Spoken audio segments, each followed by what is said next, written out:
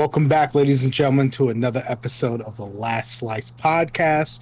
It's your boy, Bodega Cat, coming from the homeland, all green like the Hulk. What up? As always, Mr. Internets himself. What up? What up? What's going on, internets? So, Trill Boy and I had the pleasure of going to see Shang-Chi over the weekend Yes, sir. And Dolby Vision. in Dolby Vision. We actually had an early screening of the movie, and it was pretty good. I was impressed. I was surprisingly impressed too, as well. I wasn't expecting a lot from the movie, but it really surprised me. I was not expecting a Marvel movie this good, to be honest. It's been a while. Black Widow was all right, but this movie was actually pretty good. You know what it gave me? It gave me a little bit of like Black Panther vibes, a little bit, a Yeah, little hint of it, a little hint just of a it, pinch of it. I'll agree with that. with just like with like the culture and just like the big scale and grandeur of like the movie and stuff like that. It kind of felt like that a little bit when I was watching it. Yeah, that's exactly how I felt. Yeah. So, a little bit of a spoiler alert for anyone that didn't watch the movie. If you didn't watch the movie, now's the time for you to leave. Leave the room. Go watch a What If episode. We're not gonna take that much of your time, but if you don't want the movie ruined, y'all can leave right now. Okay? Good? You left? You All gone? right, good. You gone? You gone? Good. Now, the audio in this movie, the soundtrack, oh my God. Yo, that's one thing that I was really shocked about was the soundtrack to this movie Mm-hmm. that they had. I think it was Sway Lee on Okay. on the soundtrack for the movie and stuff like that, and From Ray Shremmerd. just the production of the music in there was just like on point. Like it had me like hyped up at moments and times in the movie and stuff like that. Like during the action scenes, it was pretty Yeah. crazy. It was nuts. Yeah, I was really impressed with the soundtrack. To be honest, it was better than Drake's album. We'll I'm get gonna to tell you, that. I'm gonna tell you right now, it was much better than his album. Like the soundtrack in those fight scenes, really, really good. Yes, yes, yes. Next we wanted to talk about the CGI got a little bit messy. What, the CGI? The CGI editing in certain scenes, like the beginning fight scene on the bus, it was muddy. Yeah, a lot of people were saying that when they watched the movie. They were saying at times, especially with that scene, with the bus scene, like the CGI got a little messy. But like we all know, it's probably during COVID and stuff like that. A lot of like I guess the visual effects people they're working from home and stuff. So Yeah, that's it was very muddy, it was a little messy, it was very animated. Um, I gotta say, they kind of dropped the ball. Most infamous CGI scene in movie history is Blade Trinity. There's a yeah, fight scene in the dark and they're jumping around like little ninjas. This had that bad moment where it's just like you see Shang-Chi fighting on the bus and you're just like, ugh. Like, it looked like a Nintendo 64 video game. yeah. Just like the CGI of like him like coming out the bus and stuff. It was a little lacking in that department, but it was I alright. mean, all in all, though, throughout the rest of the movie, like when you get towards the ending, when they actually get to whatever that place is called, Tay Lao or whatever, Yeah, yeah, yeah. uh, that was on point. But the CGI in this movie was great, Yeah, especially with like the creatures in that land in Tao, whatever it was. The bro. creatures were pretty on point. I was like, oh, smokes. How come Avatar can't get it right like that? I don't know, but The Chinese food dogs. Oh my god! And that's the creatures. I'm gonna call them soul eaters. Those soul eaters. Woof. oh the little bat dragon little Yep. creatures or whatever. Yeah, that was Yep. pretty crazy and whatnot. Yep. Speaking of the fight scenes, the kung fu in this movie was on point. Yes, I was really surprised. Like you know how like in other movies when there's like kung fu fights, you don't Right. really see the whole scene. You just see Right. like the camera just shaking, going all crazy and whatnot. This like the camera was just so steady that you could actually see the full fight scene and like enjoy it, you know? Yeah, you can see all the hand movements and everything of just like, You know what it reminded me? It reminded me of a Jackie Chan movie. You know ooh, how his kung fu or his like style of fighting, like you could actually see it and whatnot. very, very well put. Yeah, very well choreographed, you know? It's not like a Jason Statham where like shit is just like going bonkers and whatnot. You don't even know Yeah, what the hell's going on in the scene. especially when the bus scene was good choreograph. And Yeah. then when Shang-Chi was getting trained in the temple area, that, oh my God, my man was Oh, perfect. the whole montage of like him as Yeah, a teenager. Yeah, that was dope as yeah, hell. yeah. And That was whatnot. really good. Um, the other thing I wanted to mention was the end game references in this movie are ridiculous. Oh, there was so many. The amount of times that they reference the other Marvel films for Endgame, for Infinity War, for Mm-hmm. the blip, as we now call it, Yep. you know, when Thanos snapped his fingers and half the world disappeared. That those mentions in this movie, this is what we want from every Marvel movie from now on. This is what we need. Which is great too because it's not like every other movie where they just like dismiss that whole big event and you Right. don't see the repercussions of that with regular everyday people on Earth and stuff. You get to see it from their perspective, like Exactly. what it did to like just on Earth and whatnot, and with society and how it affected everyone.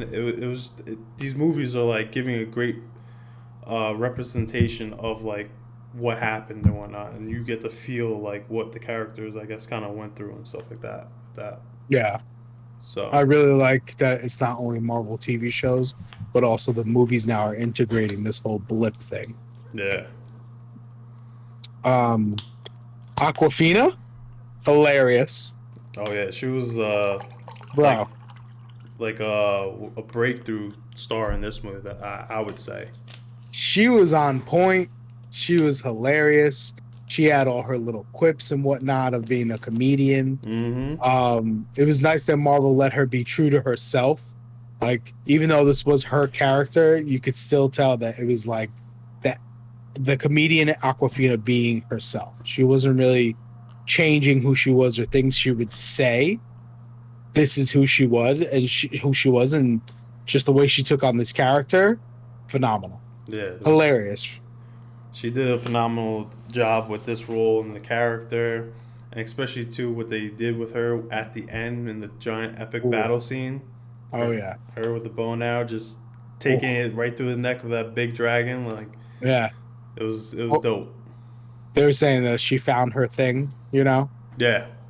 Yeah, yeah, It was pretty much like a story of like finding your purpose in life, you know, yeah. and whatnot. Because they just start the movie right off the bat like that. Both of them are working as valet car people, I guess, like at a hotel or a Mm-hmm. restaurant, Mm-hmm. and you just see that whole theme throughout the movie. And then like at the end, it was funny that they were having drinks again with their friends, and then basically the friend thought that they were trolling her for telling them, oh, you should really like find something to do, this and that.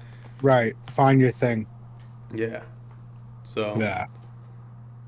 it was Yeah. great. She did a really good job. Yeah. The Mandarin. Oh Oof.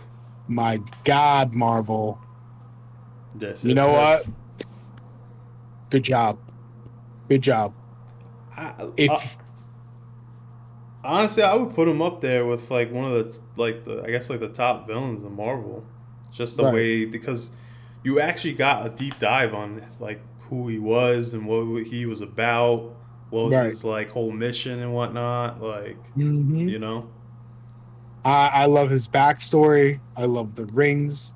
I love that he fell in love. Um, I love that if you guys haven't watched the Marvel one shot, you need to go watch it. It's called Hail to the King, I believe. mm-hmm. If you watch that one shot that Marvel did, it's on Disney Plus right now. Hilarious because it all ties into this movie. And who knew, however many years ago that came out, like right after Iron Man 3 released, that that actor would be returning for a role in this movie. funny as hell. Mad funny, bro. Funny as hell. You could tell that this was a Kevin Feige movie. You know, all the little jokes and all the little quips and things. This is definitely a good feel Marvel movie that Kevin Feige has once again done. That it's almost like it reminds me of the Iron Man movies, Yeah, you yeah, know, where it's like it's a serious moment, but we have a little comedy in there yeah. just to Mm-hmm. like break up the seriousness. Yeah, But definitely, definitely. the the Marvel tie-ins into this movie are freaking ridiculous. Oh yeah, like that was just crazy. Like especially the scene where they're in the what was it like the Fight Club Yep, building or whatever. And I yep. knew it. I called it from the trailer. I was like, I'm telling you, that guy in the ring with the abomination is Wong. Yep. Wong And ends up fighting Abomination from the Incredible Hulk with Edward Norton. yep, He's a little different. He has he's more. he's like he has these fin gilled ears, Mm-hmm. almost like a sea monkey, like a fish, but it's more true to the comic of what Abomination is supposed to look like compared to that, you know, garbage Abomination that we had earlier with Edward Norton's, you know. That creature with like this the just the spikes just coming out everywhere and Yeah, whatnot. that brown, you know, you could tell like maybe Abomination got upgraded, you know. And then you notice when Wong opened up the portal to send Abomination back, To the there, raft. yeah, there was the cage. Mm-hmm. That cage, which was like from the original Avengers movie, I think. It might be, or it might be an upgraded version of it that they have on the raft, Right, and pretty much it's just telling you that Thunderbolt Ross still has them on the raft and whatnot, and I right. believe it's another hint that they're gonna lead up to the Thunderbolts or the Dark Avengers, Mm, okay, because also too you had that lady who was in Falcon and Winter Soldier right. who was recruiting U.S. agent. Hmm. So she's supposed to be like a shield agent, but like a double crosser.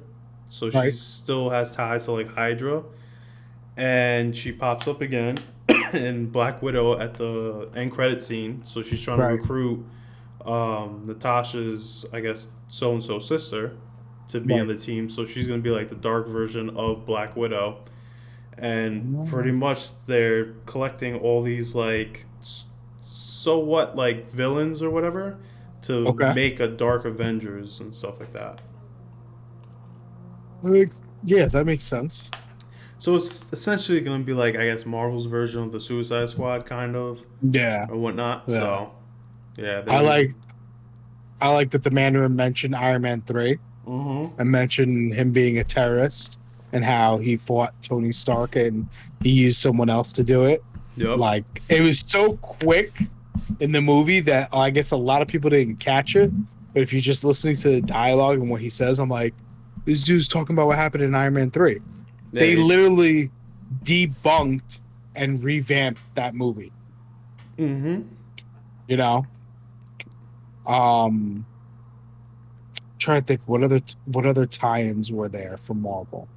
There was definitely mentions of other characters, and there was also mentions of you know, part of Doctor Strange's world with Wong, you know. Yeah. More with like the mystic arts and stuff like that. Right, More tying into like the magic realm of like right. the MCU and Mm-hmm. expanding that whole topic for the music, the movie universe. Mm-hmm. So that was like a great little tie-in there and stuff. We And did we did notice, remember the posters called the blip? yeah. The posters in the movie, there's a lot of little secrets. I know Mm-hmm. there's one scene we spoke about when the man was looking at a bunch of security monitors. You can see that there's like an airport scene with a whole bunch of people walking around. I think, to be honest, that could have been the airport scene from Spider-Man. Which one? The from Civil War or No, when he was the last one that came out.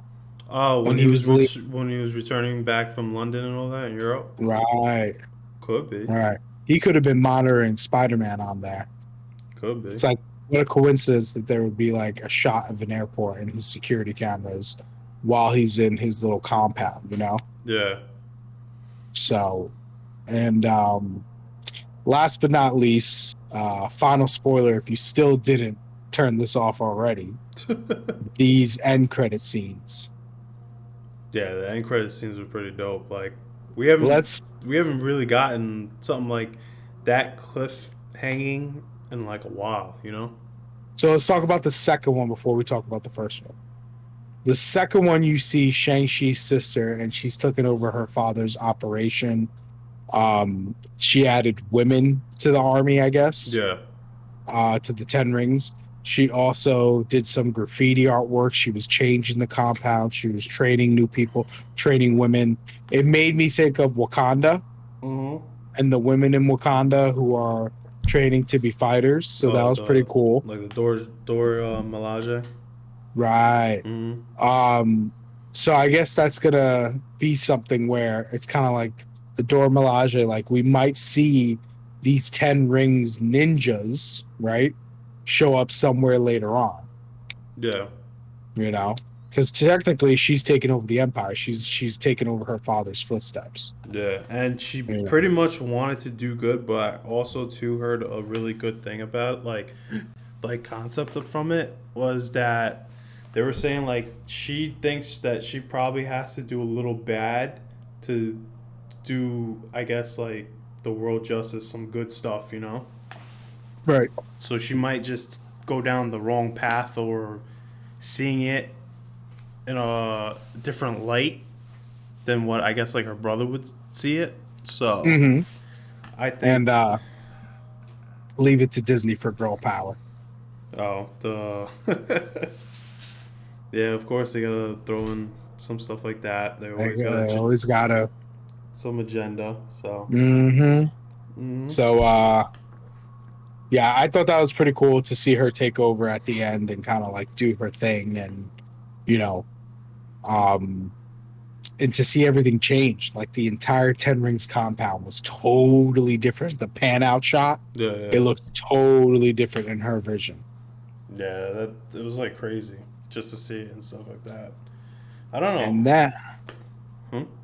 and then just to see that she kind of just she's like, I'm gonna put women in here, you know? Yeah, Like that was pretty cool. because that goes along with like I guess like her backstory. Pretty much like her father was like, "No, you're a woman. You can't train to be a ninja. This and that." Right. But And she was doing it on the side or like in her own time and whatnot, right. practicing with that one weapon, the thing that that's very similar to like Scorpion Hmm. and stuff like that. So Now, it's also, correct me if I'm wrong, based on the political and religious values and, core values of China, I feel that I've have a knowledge that like women are not as they're not on the same level as men in China. yeah, So it kind of shows that like she's trying to like fight back and be on top and be just as strong as a man could. yeah, So that was pretty dope. yeah. And now the first end credit scene. No boy. Oh, Shang-Chi, Aquafina, and Wong. I guess he's saying that the Ten Rings release some sort of energy. Or they were trying to figure out where they originated from or how old they were. Hmm. And pretty much you have the scene where they're on a call, like a hologram call. So they're with Bruce Banner and then they're with Captain Marvel. Right, And Bruce Banner says he's like, yeah, these are way older than when the Mandarin got them and stuff like that. They right. predate way past in time. And then they were trying to figure out if they were like extraterrestrial or some like alien technology. And Captain Marvel was like, yeah, I've never seen these rings before or ever heard of them from like any other planet or other alien species. So Hmm. right now they could be extraterrestrial, which they are in the comic books. The rings they're Right. from that one species, the McLuhan, which are like dragon aliens. But I Right. think what Marvel's doing is changing up the backstory of those a little bit, and a lot of people are saying that this could lead to Galactus Mm, and whatnot okay. Okay. because Because the rings could be a beacon, almost like a distress signal. yeah, because they were saying once Shang-Chi got his hands onto the rings, the color changed from blue to yellow. Right. So from that point, I think it activated the beacon call to whoever it's calling and Mm, whatnot. And a lot of people are saying that it may be Galactus because it could be an energy source that Galactus might want. okay. So this is probably where they're going to introduce Silver Surfer. He's going to probably send Silver Surfer to Earth, figure out what this beacon was, or this and that, or Hmm. what the power source was. So I think this is how they're going to slowly start tying in like the Fantastic Four stuff in the MCU. That'll make sense. Yeah, but that would be crazy though if they have Galactus just show up now, like in the I would say what is it like Phase 5 or something like that. Yeah. It could be a whole mess of things. The two things that I really took from that end credit scene was Bruce Banner as Bruce Banner, Mm-hmm. not as Professor Hulk, Mm-hmm. in a cast with a broken arm. Well, you remember in What? Endgame, you don't remember in Endgame, his arm got messed up Right. from the snap. But why is he still Bruce Banner and not Professor Hulk? Who knows? That's they're saying there might be another Hulk. We'll see. Could That's be, a rumor. or he could have probably figured out a way to like revert himself back to Bruce or Hmm. something like that because of the Hmm. snap or something. So there's probably we'll probably learn about it in She-Hulk. They'll probably get Right. more into that. So The other thing was Captain Marvel, and Captain Marvel gets a call, and she's like, "Gotta go," almost like Jimmy Neutron. Gotta blast. yeah, Um, who's she getting the call from? I think Nick Fury. yeah, it could be Nick Fury or something that has to tie in with the what is it Secret Invasion Right. because They that show is supposed to interlink with Captain Marvel too. so what they're saying is that at the end of Spider-Man, Far From Home, right? Mm-hmm. That when the scrolls, when you see Nick Fury and the other agent in the car, and they're actually scrolls, and then they call Nick Fury, and Nick Fury was in like Tahiti, right? Which he was really on the scroll ship. And then he goes to make a call. They're thinking he's calling Captain Marvel, possibly. And that's what leads to that scene when she's like, gotta go. Could be, but I know That, that spaceship that he was on. That was, I think, they were saying that that's, I think, the space station for Sword, oh, okay. because now they introduced Sword in WandaVision. Right, So Sword is going to be like the new Shield in the MCU because now a lot of the threats are going to be coming from space and extraterrestrial beings and stuff. right. So I think Nick Fury is trying to start that up, and I guess he might be the director for that, or might have someone else be the director for Okay. Sword. So Because this is the one thing I keep reminding people, and they always forget. Everything we're watching could be fake, could be false. oh, for the scrolls. Yeah. Everything that we've been perceiving could be entirely fake. We could get another redo of Infinity War, or this is the wrong timeline because the scrolls have been faking their way this entire time and the world doesn't know it. And eventually it's going to lead to Secret Wars, which could eventually lead to another Endgame slash Infinity War that Yeah, actually happens and this could all be fake. could be. Possible. It's totally possible. It was like that in the comics, you know? It was kind of like an event happened in the comics, and everyone was like, "Oh snap!" And then it was like, "No, just kidding. That was fake. Those were scrolls. Like it happened, but the scrolls did it, not the actual Avengers did it." Yeah, I think that that might happen in an upcoming movie or something, or probably in Captain. Well, what comes first? I think the show comes Mhm. first or something like that. I don't know. But I see them leading down that road to doing it because look what happened in WandaVision at the end of the season finale. Right, Um, Monica Rambeau got pulled to the side by a sword agent, which was a scroll already and stuff. right. So they're probably just hinting and showing that like the scrolls are probably already They've been here. infiltrated the government and stuff. Right. So a lot of maybe political characters that we see in the MCU could be scrolls. They could be We out aliens. here. We So out here. Scrolls. We out here. it's crazy. Scrolls are like NYC during COVID. We outside. We outside.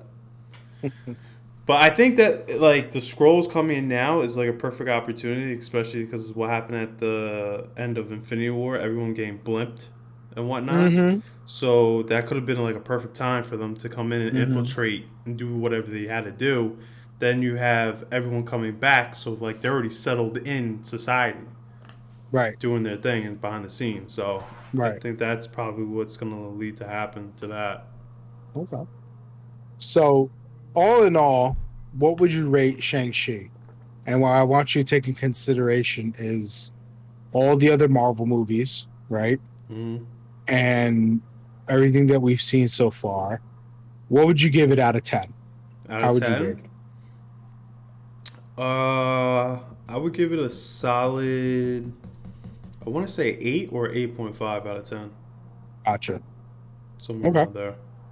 Yeah, I was thinking like 8 or 9 out of 10 because this is one of the first Marvel movies. I love all the Marvel movies, but this is one of the first ones that gave me that feel good feeling Mm-hmm. that the Iron Man movies gave me back in the day. You Yep. know, it had action, it had comedy, it had drama, a little bit of sadness to it. Um, and I put it up there with some of my top Marvel movies like Winter Soldier and Civil War, um, and Iron Man 1. I think it was very well done. So I'm probably going to give it, well, yeah, like an 8.5, like Yeah. an 8.5 to a 9. It's not perfect by all means. Shang-Chi is not a perfect Marvel film, Yeah. but as a film in general, I give it an 8.5 to a 9 out of 10. It's definitely a go see. It's definitely a go watch. Even if you're not following the entire Marvel universe to the T, I would highly recommend everybody go watch Shang-Chi.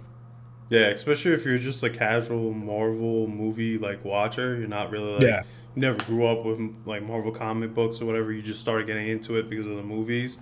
right, It's definitely a movie you definitely want to see. And also right, too, it's gonna help with the connection with whatever they're doing in the future right. and whatnot. So I would definitely go check it out. I would say in 2021, skip Black Widow and watch Shang-Chi. Yeah, I would definitely do that. I feel like Marvel kind of dropped the ball with Black Widow. Like Black Yeah. Widow was good for what it was and whatnot, but I feel like it's just a couple years too late to come out. Right, And right. It was too little, too late. yeah, that's what I felt. Like the movie was good. Don't get me wrong, it was alright. Right. I enjoyed it, but I feel like when I was watching it, I was like, damn, I feel like it was a little too late I needed more. Yeah. coming out. You know, Yeah. so you know, All right, Trill. yes, sir. All right. This has been the Last Slice podcast review of Shang-Chi. Stay tuned to more reviews coming up. This is a little bit of extra content. You can find us on Facebook, Instagram, Twitter, YouTube, Spotify, Apple, and also on 990 WBOB. Yes, sir. I'm Bodega Cat. This is your boy Trill Boy. We are signing out. Doses.